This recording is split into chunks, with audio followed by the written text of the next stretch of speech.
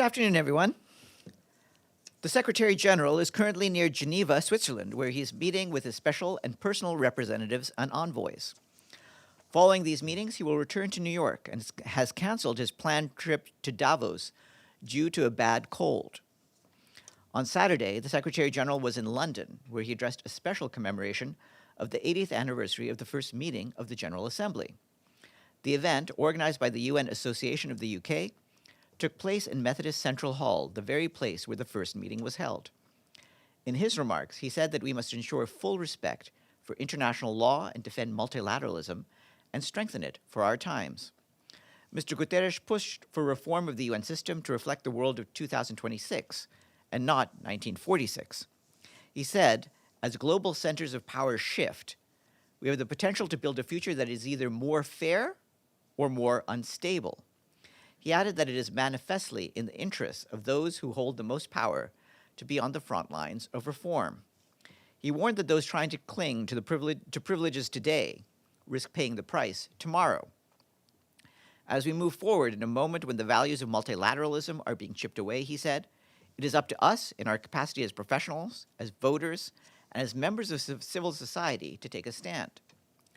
Later that day, the Secretary General was hosted by the UK Foreign Secretary, Yvette Cooper, for a working lunch, during which they discussed a wide range of issues, including Ukraine, Sudan, and UN reform.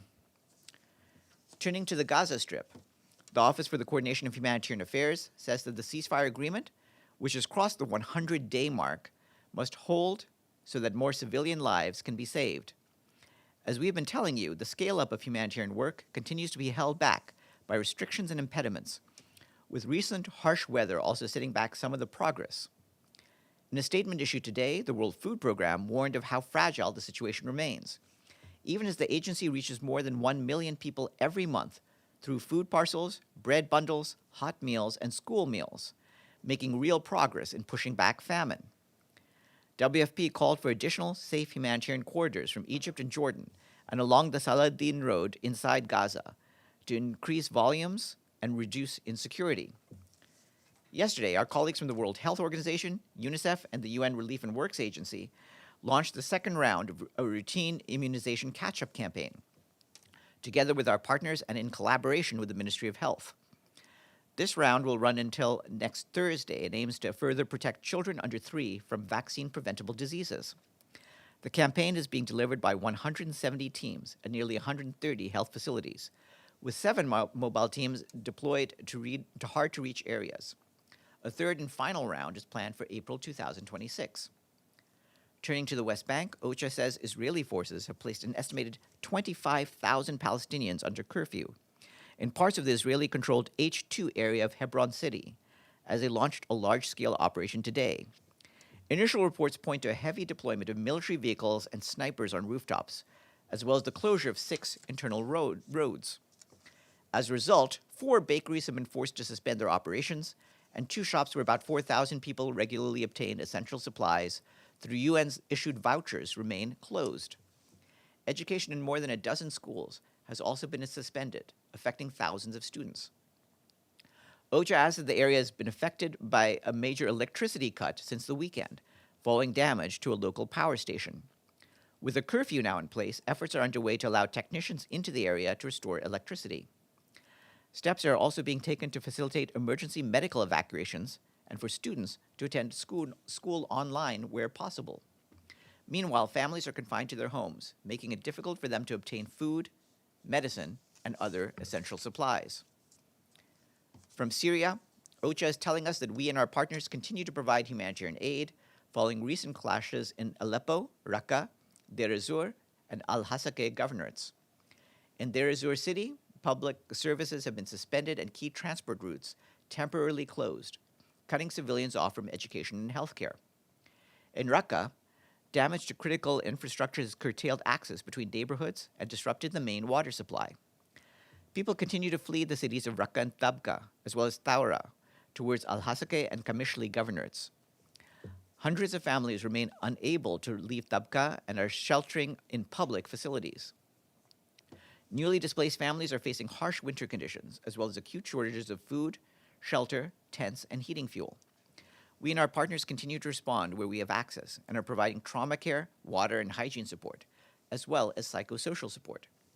Humanitarians are also conducting assessments and continuing to call for sustained, safe humanitarian access. From Ukraine, the Office for the Coordination of Humanitarian Affairs tells us that over the weekend, attacks on energy infrastructure continued amid freezing temperatures. Between January 16th and today, authorities reported at least 9 civilians were killed and more than 50 injured across multiple regions. Strikes further damaged energy infrastructure, leading to widespread power outages, including in Russian-occupied parts of Zaporizhia and Kherson. Nationwide scheduled power outages continue as temperatures have dropped to around negative 20 degrees Celsius. In frontline areas, attacks have also driven more people from their homes. More than 1,300 people, including 170 children, were evacuated from the Donetsk region in the past 4 days. Across Ukraine, we and our partners continue providing support, including hot meals, winter clothing, psychological help, and other assistance at warm-up tents. In South Sudan, the UN peacekeeping mission, UNMISS, is deeply concerned by reports of significant military confrontations between armed forces aligned with the main parties to the peace agreement in Jonglei and eastern Equatoria. This surge in conflict, which includes aerial bombardments of civilian areas, comes in the aftermath of efforts to diverge from the peace framework established by the revitalized peace agreement. The mission urges South Sudan's leaders to immediately cease hostilities, de-escalate tensions, and to advance reconciliation and peace through inclusive dialogue under the framework of the peace agreement. Strong leadership and decisive, consensus-based action is needed now, more than ever, to prevent the current crisis from deepening and to ensure that the peace and prosperity so deserved by the people of South Sudan is finally delivered, the mission added. And on the humanitarian side, our colleagues at the Office for the Coordination of Humanitarian Affairs warned that an already dire humanitarian crisis marked by food insecurity, disease outbreaks, and the impact of catastrophic floods is worsening following renewed fighting in Jonglei State over the past week. Since late last month, more than 180,000 people, mostly women, children, and older people, have been forced to flee their homes in Jonglei, according to the government. Many have sought refuge in remote areas, while others have fled to neighboring states. As humanitarian needs continue to rise, already overstretched operations are under increasing strain. At least 4 health facilities have been looted, leaving more than 100,000 people without access to essential services. Restrictions on movement by air, river, and road in several areas have obstructed the delivery of life-saving assistance. While several humanitarian organizations have temporarily relocated staff, around 15 non-governmental organizations continue to be present in the area. We and our partners are engaging with local authorities to ensure the protection of civilians and aid workers, as well as to secure safe, unhindered humanitarian access to people in need. From Mozambique, our OCHA colleagues tell us that more than 500,000 people have been affected by recent floods in southern and central provinces. Heavy rains since mid-December have caused widespread flooding in the provinces of Gaza, Maputo, and Sofala. Authorities report that more than 510,000 people have been affected so far, with major damage to health facilities and roads. Nearly 5,000 kilometers of roads have sustained damage across 9 provinces of Mozambique, with the main road connecting the capital, Maputo, to the rest of the country now inaccessible. Supply chain lines are significantly disrupted, and authorities report the loss of more than 27,000 heads of livestock. The government is leading the response. On Saturday, it formally requested UN support for search and rescue operations, preventative evacuations, damage assessment, and the provision of temporary shelters. Evacuations continue, and 50 temporary accommodation centers nationwide are hosting more than 50,000 people. We and our partners are scaling up life-saving assistance, focusing on easing overcrowding in accommodation centers, particularly in Gaza province, as assessments continue in hard-to-reach areas. Additional funding is urgently needed to sustain the humanitarian response. Meanwhile, OCHA is engaging with countries across southern Africa, including Mozambique, South Africa, Zimbabwe, Malawi, Zambia, Tanzania, Botswana, Lesotho, and Eswatini, which are also experiencing severe flooding. Our human rights colleagues say that while the overall global trend continues to move towards universal abolition of the death penalty, last year the world has witnessed a sharp increase in the number of executions. The Office for the High Commissioner for Human Rights says that the global increase is driven in particular by a growing number of executions for drug-related offenses not involving intentional killing. Our colleagues also point out that several states took encouraging steps in 2025, including by reducing the number of offenses punishable by death. In a statement, the High Commissioner, Volker Turk, reiterated his call for all states that retain the death penalty to establish an immediate moratorium on executions, commute all existing death sentences, and move towards full abolition. I want to flag that starting today and until the 30th of January, we are hosting the Contingent-Owned Equipment Working Group here at UN headquarters. This meeting of member states reviews policies on equipment and services in support of uniformed personnel deployed to peacekeeping missions. And as you can imagine, the goal is to ensure that operations remain effective, safe, and cost-efficient. The working group is chaired by Major General Silver Moses Kayemba of Uganda, and their discussions will address innovative proposals from counter-drone systems and modular hospitals to advancing monitoring technologies. All of this with the aim of enhancing safety, transparency, and cost-effectiveness, including rates of reimbursement for equipment based on utilization indicators. The proposals recommended from this meeting will shape peacekeeping capabilities for the next 3 years, when the next contingent-owned working group meeting is scheduled. Tomorrow, our guest will be Kaveh Madani, director of the UN University's Institute for Water, Environment, and Health, and lead author of the report entitled Global Water Bankruptcy, Living Beyond Our Hydrological Means in the Post-Crisis Era, and he will be here to speak to you about that report. And last, we would like to say thank you to our friends in Bridgetown and Amsterdam for their full payments to the regular budget. The payments from Barbados and the Netherlands bring the number of member states on the honor roll to 17. Yes, Deji. Several questions on the Board of Peace. First, has the Secretary General received any invitation to be on that board? I'm not aware of any communication that we've received on any of this. Secondly, what's the reaction from the Secretary General that if you want to maintain a permanent member in that board, you have to pay up to, not up to, but actually $1 billion in the first year of the membership? We've seen these reports. We can't confirm this. No, obviously, this the is United Nations charter, has no... This is the charter of the Board of Peace. Yes. Obviously, different groupings have their own rules, their own bylaws, and so forth. We don't comment on other groups and their rules. Obviously, that's something for anyone participating in those groupings to consider. Is that correct? Is that a right approach here? This is the Board of Peace has been welcomed by the Secretary General, right? If I remember correctly. The Board of Peace has been authorized by the Security Council for its work on Gaza, strictly for that. We're not talking about the wider operations or any of the aspects that have been in the media for the last several days. What we're talking about is the work on Gaza. As you know, we have welcomed the ceasefire in Gaza and measures to support it, including the Board of Peace, and we'll continue to work with all parties on the ground to make sure that the ceasefire is upheld. That is about Gaza. The larger aspects are things for anyone wanting to participate in this grouping to consider. Obviously, the UN has its own charter, its own rules, and you can do your own compare and contrast between the respective organizations. Since you mentioned about the assertion lately in the media, is this Board of Peace can be a substitute or replacement of the Security Council or UN itself? How would you define the relationship between the UN body and this Board of Peace now?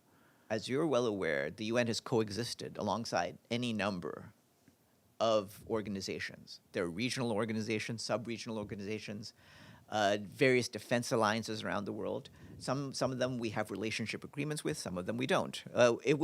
We would have to see, in terms of details, what the Board of Peace becomes as it actually is established, to know what sort of relationship we would have with it. Does the Secretary General intend to work with the Board of Peace on the particular issue of Gaza?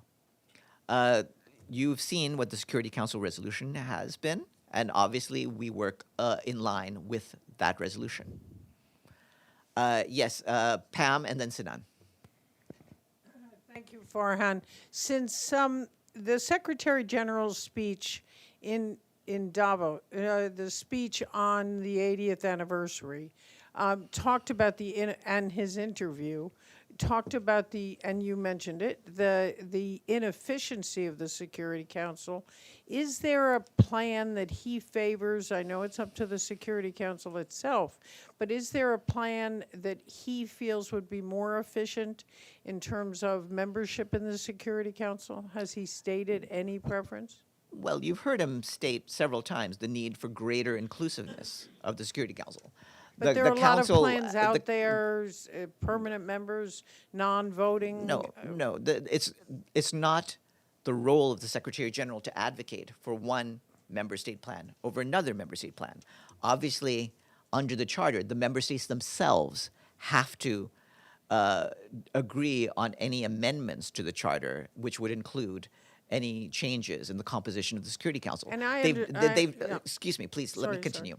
They've done that in the past. The Security Council started with 11 members when the UN was created. It went up to 15. That entailed one set of reforms. It's clear, and indeed overdue, that there's time for another set of reforms. It's been discussed for many years, but the Secretary General wants there to be a broader representation so the more countries can feel that they are included in the Security Council. The specifics is left to the member state. And since he did go ahead and call it inefficient, is there any sense of what he considers that they would do that would make it more efficient? Certain countries? No specifics. Just go over what he's been saying. He's made many different speeches and remarks about the Security Council, Right. about the ways that its small representation, the heritage in terms of the World War II era composition of the council has created, and the need to adapt to the changing times. He's also talked, as you're well aware, of the difficulties that occur when the vetoes have been used and have created disunity in the council. From there, you can see that there are ways to deal with those issues, and member states have proposed different ways, and we leave the matter in their hands. Thank you. Okay, Sinan? Thank you, Farhan, from Spot Press Co-op. I have a few questions. First thing, as you know, there was a ceasefire agreement was signed between SDF and Damascus yesterday, but the Syrian Democratic Forces say that they were forced to sign this agreement because of the war imposed on them by regional powers and actors in Syria, which disregards them and eliminates their rights. What does Secretary General think about the agreement signed at the gunpoint in Syria? Well, obviously, we are thankful for the leaders, both of the Syrian government and the Syrian Democratic Forces, for working together to reach an agreement. From our standpoint, the Secretary General calls for all violence to cease, for civilians to be protected, for a focus on ensuring security and countering Daesh, and for the parties to move forward in good faith with a determination to ensuring the full implementation of the agreement. I do expect that we may have a statement later today with more on this. Just a follow-up. Basically, the Kurds in Syria says what we see is like a jungle laws in Syria happening. What does Secretary General thinks about that? Anytime we can get parties to come to the negotiating table together and work out agreements, that is a step away from the laws of the jungle. And so we encourage those sorts of negotiations. One more, and then I'm done. Escapes have begun. But your colleague would also like a question, I think. Let's go to him first. Namo. Thank you. Yes, some very good questions that I had as well. So I'm going to ask two questions that he didn't ask. SDF says it's lost control of a major prison in Syria, which houses thousands of ISIS prisoners or suspected ISIS members. Does the United Nations know anything about this, and how concerned is the Secretary General? Well, I mean, we want to make sure that nothing that's happened in the last weeks of fighting impedes the unified effort to deal with Daesh. And so we don't want to see any sort of outcome which would allow Daesh fighters to escape or to reorganize in different parts of Syria. we don't have any firsthand information about any escapes. Like a broader kind of question, what's the Secretary General's view of the role that Kurdish fighters played in the fight against the Islamic State, and how does he feel now seeing them, these same men and women, being attacked by forces, Islamist forces, really affiliated with the Damascus government, the interim Damascus government? We've stated again and again that we wanted the fighting to stop between the Syrian armed forces and the SDF, and obviously, if this measure holds and can be implemented fully, we hope that that would lead to an end to that sort of fighting. Yes. Thanks, Farhan. What is the Secretary General doing to mediate the growing crisis between the United States and Europe? This is not a situation in which the Secretary General has been given a role to play. Obviously, it's very clear from his standpoint what he believes needs to happen. You know that the UN Charter enshrines the sovereignty of member states and the territorial integrity of member states, and it also speaks about the right of self-determination, and those are important things to preserve and protect as we move forward. Before we go to you, we'll go to the screens. Abdelhamid? Yes, thank you, Farhan. In Lebanon, the geography book of 6th grade that run by UNRWA, they discovered that the word Palestine has been completely removed, and they replaced it with the West Bank and Gaza. There is riots in Lebanon. They started burning the book.